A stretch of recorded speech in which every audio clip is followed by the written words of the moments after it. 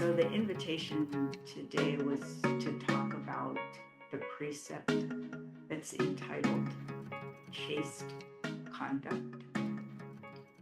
And I have found myself sort of struggling all week about what to say about this. Partly because all the precepts, when you read them, it's sort of self-evident. So how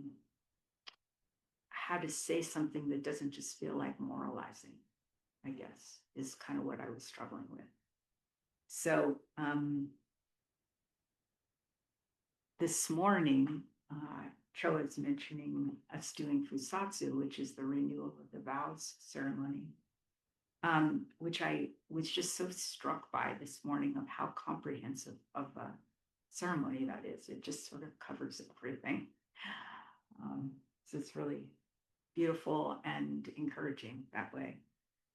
And so what we said we were committing to in terms of chaste conduct is, I will encounter all creations with respect and dignity. I will give and accept love and friendship without clinging. So on the surface of it, it feels like, sure, I'll encounter all creations with respect and dignity. An attempt to give and accept love and friendship without clinging. So of course, without clinging is the tricky part in that, right?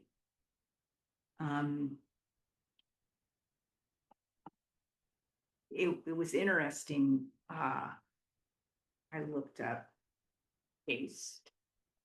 So chaste is defined as behavior characterized by purity, morality, and restraint, particularly in matters of sexual activity. So historically, in Buddhism, the term is brahmacharya, which is fundamentally abstain from all sexual activity with oneself or others, in terms of celibacy for monks and nuns. And I am not aware, and that's saying just what I'm not aware of, but I'm not aware of, I thought about it through all the time that I've practiced with the white plum lineage. I'm barely aware of anyone who actually has fully committed to a vow of celibacy. So this is, part of the history of our tradition. But for most of us, not something that we're vowing to practice. So the from our jukai, so the taking of the precepts, and this is kind of nice. So this is all from our own handbook at Sweetwater Zen Center. That precepts are defined as aspects of life. So it's always this kind of turning of looking at the same thing from different perspectives, and not being rigid rules, but depending on the context. And that non-harming is the primary guideline. So I highlighted a whole bunch of stuff in all these notes. And when we were sitting, I just felt like all of us have the intelligence to read and speak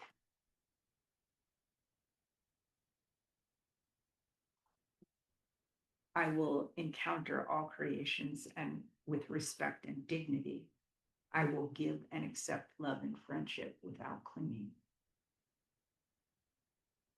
So it's not a matter of like hammering in anything of, make sure you do this. This is really important to pay attention to. It's really um, to me, the conversation is how do we live that? When do we struggle with that? Um, and I guess I sort of wanted to, um, share from a personal perspective, specifically around this precept of chaste conduct, and this sense of that cause and effect are always at play. Um, so there was a time in the last couple of years that I actually very intentionally chose to break this precept, meaning I knew that I was breaking it. I knew that I was going against the precept. And so I'm only sharing this if it offers space for you to find yourself in it at all. That I felt like I follow the rules in life so much. Try to be a good person, try to be a good student, try to be a good leader. And I just gave myself this space to not be good. And which felt very liberating initially. But cause and effect are always at play. The situation did not turn out the way I hoped or dreamed it would. And my own sense of compromising myself morally was definitely there. So I think the most important aspect of this, the precepts are offered to us as a way to live an awake life. That's what they are. And so, like any offering, it's how we take it, how we work with it, and what we discover through that process. And the reason I'm using this example is what I discovered was it wasn't about being a good girl. It wasn't about towing the line. It wasn't about some reward I think I'm going to get from being compliant. It's what it cost me to um, to not be awake about what the consequences of my actions were.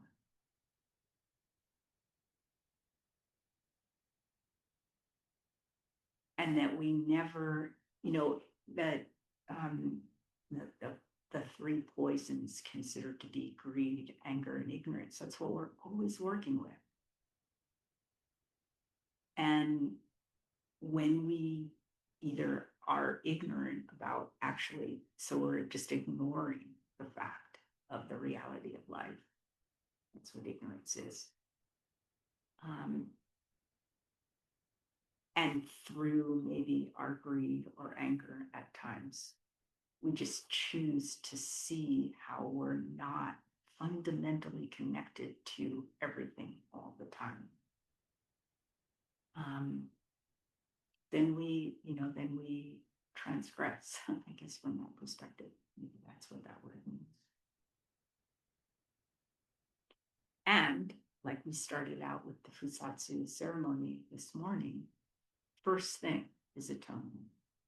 And what does that mean? We just be at one with ourselves, be at one with our actions, and acknowledge that we're human and we mess up all the time.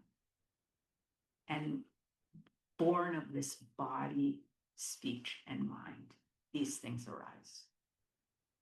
I'm not gonna escape having to deal with my great anger and ignorance. And accepting precepts or accepting the Kai as guidelines for an awakened life, then we return again and again and again. So returning to, I will encounter all creations with respect and dignity. I will give and accept love and friendship without clinging.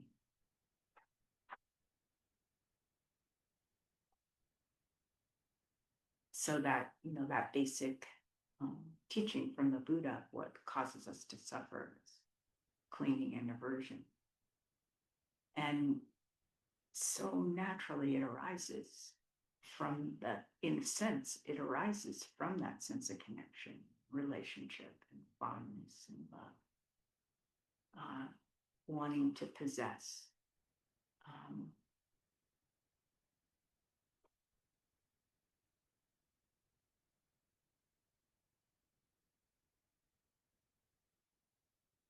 I really actually, from our precept book, this is the other side of that, the kind of fundamental aspect, this basic true aspect of our Buddha nature. Self nature is inconceivably wondrous. In the Dharma, in which there is nothing to grasp, not giving rise to attachment, is called the precept of refraining from impure sexuality. So realizing there's nothing to grasp, realizing this basic nature of our life as fundamentally ungraspable, fundamentally unspecific.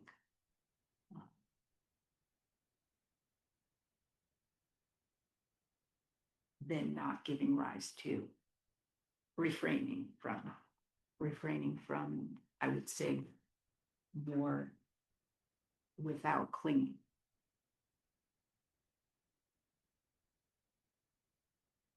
Which doesn't have anything to do with not being fully loving and fully engaged. And also, I was thinking about it from the perspective of, this is all about sort of not doing, not engaging in sexuality inappropriately and all. There's also the flip side of not being stingy, of giving freely of ourselves.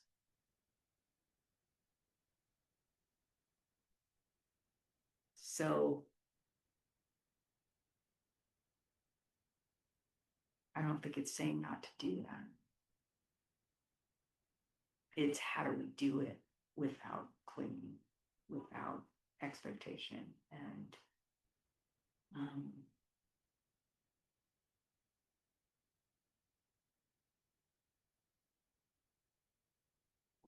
with with at least an aspiration to see the freedom in that.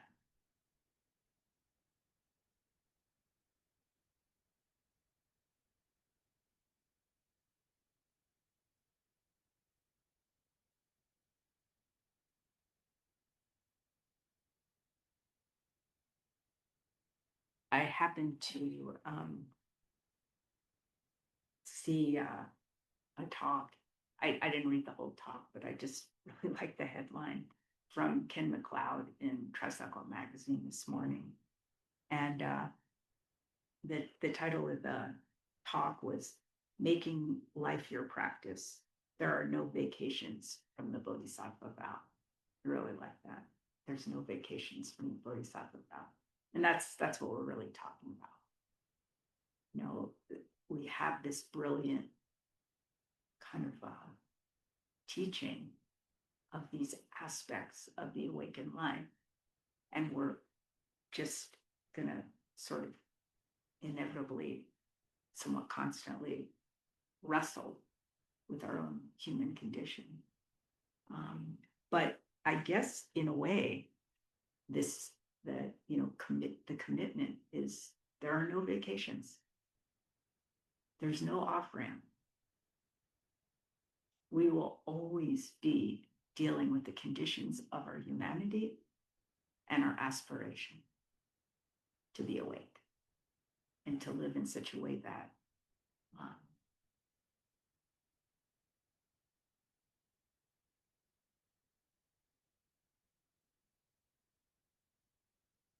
I am thinking of the phrase "I am the Buddhas and they are me" from the Data Sweet Nectar.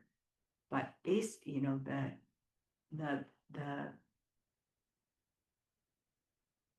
the basic unity of life.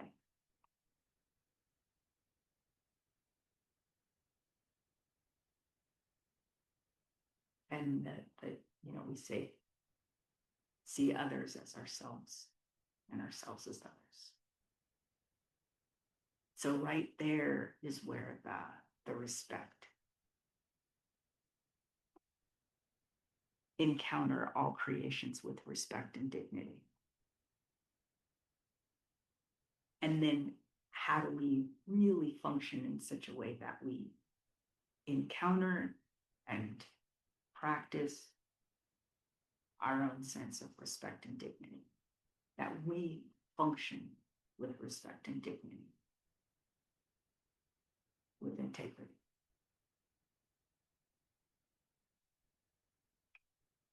And that always comes from the very inside. This sense that these are precepts that we're being told how to be good. Yeah, that's a fundamental. That's one of the sort of dimensions of how to practice with them, which is super useful to just take one and just do it. And the discovery is always from the middle of our experience,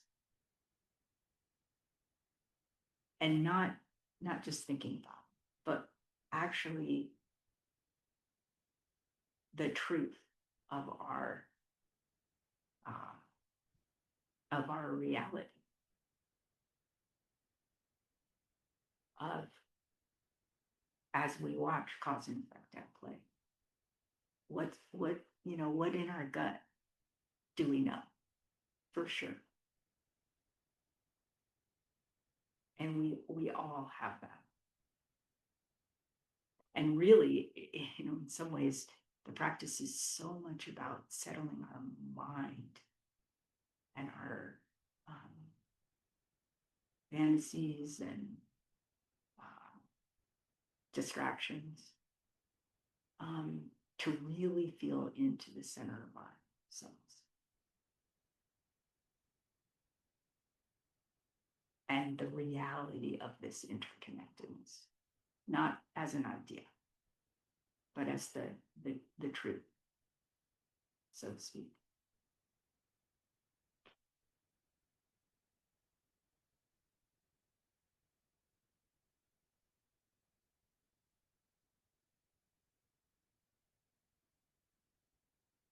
And kind of coming from that story of a personal aspect,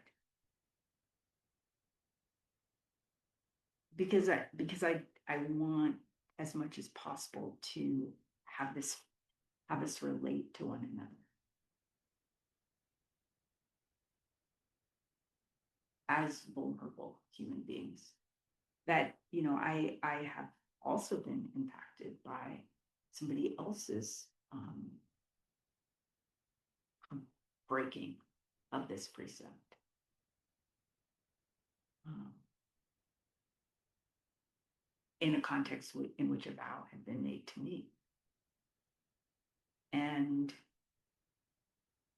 I just can so much see how that came out of anger and confusion and ignoring the connection that was there. And I know how hurt I was by that. So this is what we do. We bang up against each other.